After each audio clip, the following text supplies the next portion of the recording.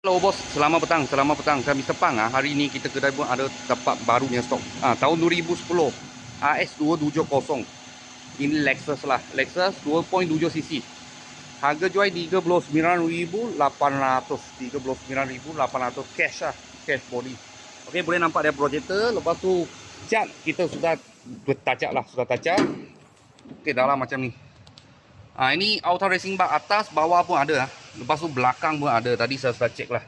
Boleh nampak dia dari Jepun lagi. Tenso Jepun nampak. Okey, barang original lagi. Barang original lagi. Okey, kereta ni dulu punya owner ada pasang lah. Bar kat bawah 4 point lah. Boleh nampak 4 point tadi saya sudah tengok. Belakang pun ada Andy Lau bar. Okey, dalam memang cantik. Okey, memory seat mencantik punya. Tak pernah bikin lah. Tak pernah bikin. Okey, tak pernah bikin baru. Lepas tu mileage dah silai 141 aja. Dia ini barang untuk macam mouse lah. Dia boleh control monitor sini. Macam CT 200 pun ada. Okey, cruise controller semua ada lah. Okey, belakang macam ni. Harga jual 39,800, gelap sangat. Macam. Okey, semua cantik punya. Seat semua cantik. Ori lagi.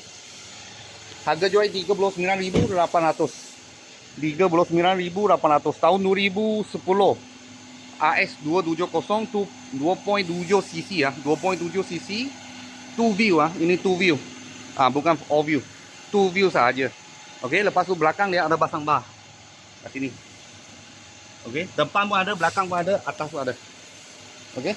Kalau bos-bos dan kawan-kawan saya tengah cari SUV ya, SUV nah sisi besar, ada power. Lepas tu dulu dia ambil kualiti memang.